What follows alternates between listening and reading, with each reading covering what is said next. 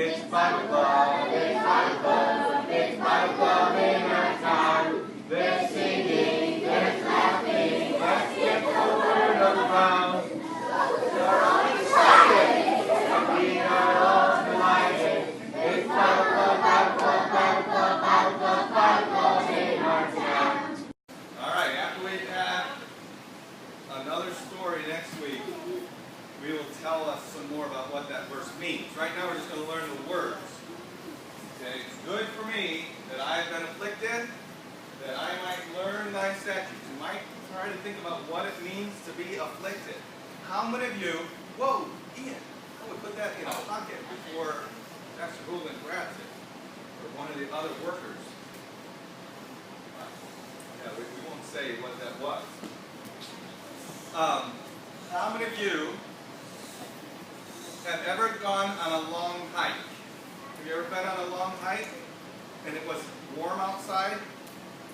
And what happens after you've been hiking for a while in the sun and the heat? What happens? You pass out. Well, hopefully you don't pass out. Aaron? I thought maybe. Really? I think Stephen said it. Stephen, what did you say? Thirsty. You get thirsty. That's right. And so if you're thirsty, what do you need to keep from getting thirsty? Water. A whopper. You need water. You need water. You're with me. I think I'd take a Whopper first and then with some water. But yes, really, we need water. Our bodies are made that way, aren't they? You can drink water, a tea, a milk, H2O is water. Listen now. Okay, listen. While we have to eat, we have to drink. Drinking is more important than eating. Believe it or not, listen, believe it or not, you and I could go for many days without eating. We would get hungry, but we wouldn't die. Stephen? No. But if you went for lots of days without water, you would die. You would die after about the third or fourth day if you had no water. Water's next. The only thing more important than water is air. If you don't have air, you can't breathe, right? And if you can't breathe, you're going to die. But then you need water. Water's very important. Well, if you have too much water, I guess you would drown, yeah. But, so, that's just important for our lesson today, for the story. What happened to the people of Israel? Where are the people of Israel? Do you remember where the people of Israel are in our lessons, in their stories? They were in Egypt, right? They were in Egypt, and Pharaoh, the king, well, they wanted to leave Egypt, right? Yes. Moses went to Pharaoh and said, the God of Israel, Jehovah says, let my people go. And Pharaoh said, I don't know who Jehovah is, right? He said, who's Jehovah? Who's the God of Israel? I know lots of other gods, but I don't know him. I'm not letting them go. But did they get to go? Yes. Did the people of Israel get to go? Yes. Yes. What did God send to Egypt? Sheep. Sheep. What did he send? The death angel. The death angel. That was the 10th plague. What was the first plague?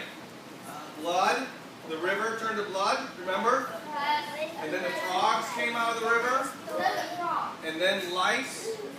And then flies. And then disease. Yes, lice and flies. And then disease on the animals. Oh, that's 5. Let's see, what else was there? Then there was... Well, that was number 10. Then... If you had a baby, then it would die. That's number 10. Number 10. There was some other ones. There was darkness. That's number 9. There was boils on their from the head to their toe. There was lightning and fire on the land. There was locusts. All of those things. And finally, they got to leave. Remember? They got to leave.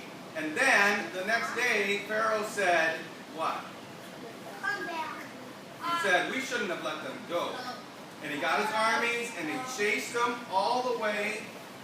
And the people of Israel were on the border of the water. Right?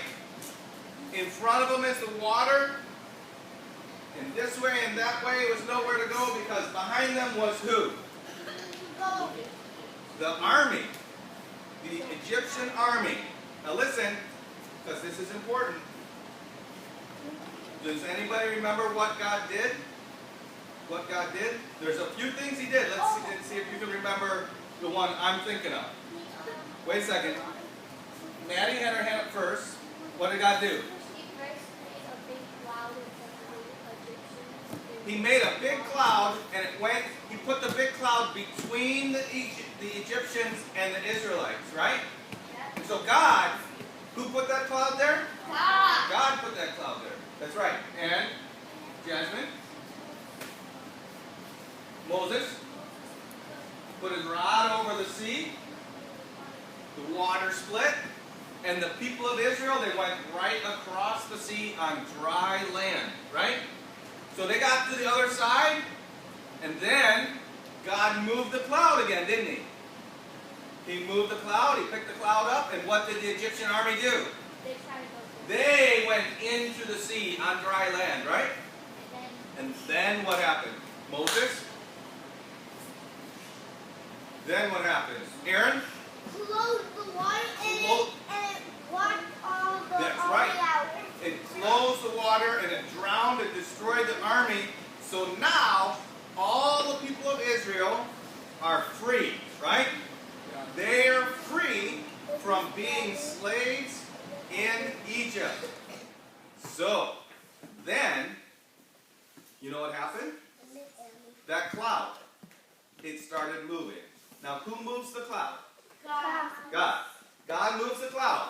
And so when they saw the cloud begin to move, Moses and Aaron said, it's time to move. We have to follow God, right? Because God, for them, God was in the cloud. Right? So we're going to follow the cloud wherever God takes it. So they're following the cloud, and they're happy, aren't they? Because they no longer have any masters over them. They are free. God has destroyed their enemies, and they're on their way. And I can imagine Moses is up front, and Aaron is right next to him, and they're talking. Moses and Aaron are talking, and they might be saying, can you believe how God set us free from all the Egyptians and destroyed them, and now we don't have anything to fear from the Egyptians? And Aaron might have said, it's amazing, Moses. And then he said, think of this. When our families came into Egypt, there was just like 75 or so, and now, man, it seems like there's over 2 million. God has multiplied us into being a great nation. And Aaron might have said, hey Moses, how do you think we're going to feed everybody on our trip? And Moses, I don't know, maybe he said, well, I don't know for sure. I've lived in this wilderness for 40 years, and there's not a lot here. But God knows what he's doing. And so they walked along, and pretty soon the cloud started going south. Now I have a map here. You see the line? This is the people of Israel on this line, and this is the Red Sea, right? And they crossed the Red Sea, and they kept going, and pretty soon the cloud went south. Now, do you know where they were going? No. They were going to Canaan. How would you go to Canaan? Wouldn't you go like that? Yeah. That's how I would go to Canaan. I would say, okay, let's go this way. But the cloud said, go this way. So, what do? Do you go your way? They went that way. No. Do you go this way? No. Why? Because God doesn't want you to. Right, because the cloud says, and it's not the cloud. Who's in the cloud? Jesus. God's in the cloud. The cloud says go this way. So they're following the cloud. And Moses might have been thinking, we're going the other way from where I thought we would be going. I wonder what's going on. But God is leading us. So they kept following that. And you can imagine it was hot. And they had some water and they had some food. They had packed all that the night before and all that. So they had their water. And I'll bet one of the kids said, "Hey, Mom, I'm getting thirsty." And so she said, "Okay, here's a little bit of water, right? It's warm out here. Don't drink it all. Save some for your brothers and sisters and Mom and Dad." And so they went through one day and they got to the end of the day. And you know what they didn't find through that whole day? They didn't find any more water. So only the water that they brought with them was what they had. And I can imagine that night some of the leaders came to Moses and said, "Hey, Moses, do you know where we can find some water? You're in this area a lot more than us. We don't have any more water." Now this is an animal skin. They would sew it up and they could keep water in that bag, in an animal skin bag. And he said, "Well, we didn't see any water today. Let's just try to keep as much water as we have. Maybe we can share with your neighbors as we go along." And so they went to bed that night and they got up the next morning and the cloud kept moving. And when the cloud was moving, who's moving the cloud? Jesus. God. God is moving the cloud, and it kept going. Now, God made us, right? God made us, and so does God know that we need air? Yes. Does God know that we need water? Yes. Yeah, so God knew that the people of Israel needed water, right? So He wouldn't lead them somewhere just so they would die, right? So He's leading them, they're following the cloud, and pretty soon, no more water. And so they asked their neighbor, "Hey, do you guys have any water?" He says, "Well, I have just a little bit, but not enough for you. My kids need it." And pretty soon, even they didn't have water. And by the middle or the end of the second day, nobody had water. You think God is going to let them die? No. But they didn't have water. And you got to have water. Pretty soon. And that night, I'm sure some of them came to Moses and said, "Moses, what's going on? I thought God was leading us, but there's no water." They questioned God. They wondered, what's going on? Why would God do this? Or maybe they didn't even think about God. And the next day, they're going to the third day, and everybody's really thirsty. You know what they started doing? Complaining. Have you ever been around somebody who's complaining? Yeah. It's not nice to be around somebody who complains. But you know what else about complaining? Sometimes somebody complains, and what do we think? Yeah. And we start complaining too. And pretty soon, everybody, they were all complaining. I don't know how what they were saying, but they were complaining. They were like, "We don't have any water. What's Moses doing? What's Aaron doing? What's this cloud? There's no God in this cloud. We're just following this stupid cloud across the desert. We're going to die. There's no water." They're complaining. And then pretty soon, somebody saw water. Now, I'll bet some other people saw water. Have you ever been on a hot day and you look across the road and it looks like there's water out there and it's not really water? Well, this was really water. Some of them, they ran and got to water. It was nasty water. It would have made them all sick if they drank that water. So then they came to Moses and they said, "Moses, you're leading us through the desert and there's no water, and now there's water, and this water is going to make us all sick. We can't do anything with this water. What are you doing?" And what do you think Moses did? What do you think Moses did? What did he have to do? Just kept on walking? Well, Moses, he believed God. He believed God was in the cloud. So he went to God and he prayed. He said, "God, what am I supposed to do? You led us to take all the people out of Egypt. And if you don't take care of us, everybody's going to hear about us being out of Egypt, and then that you could rescue us from Egypt, but you couldn't take care of us in the wilderness. And God said to Moses, he said, see that tree over there by the water? Cut that tree down and put it in the water. Now, does that make sense to us? Yeah. No, it doesn't really make sense to us. But Moses did it, even though we might wonder, why is that Moses? So he said, cut that tree down. And they put the tree in the water. He said, now you can drink the water. And they could. They got all the water they needed. And that was a lot of water, right? For over 2 million people. It's a lot of water. God provided water for them. He fixed that place. Now, that place was called, can anybody read that word right there? Mara. That's right. And you know what the word Mara means? Yeah. You know what the word Mara means? It means, Amos, what does it mean? It means bitter. They called it Mara because the water was bitter. We might say nasty, but it was bitter.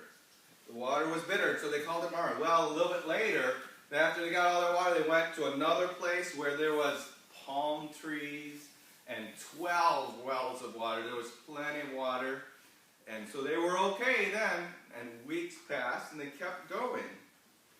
The cloud kept leading them, kept leading them, kept leading them. They left the place with all the palm trees, and they got to another spot, and there was no more water. Now, this is the second time that there was no water. They went through a day, and then another day, and no water. Now, what do you think they would do this time? What do you think they would do this time if there's no water and the cloud is leading them along? And so there's no water. Jasmine, what do you think they would do? They told Moses that there's no more water, and they started complaining. You think they did? No. Well, they just saw God take care of them the time before, right? Yeah. Yeah. But what did they do? They kept complaining. They started complaining. That's right. And you know how we know that's true?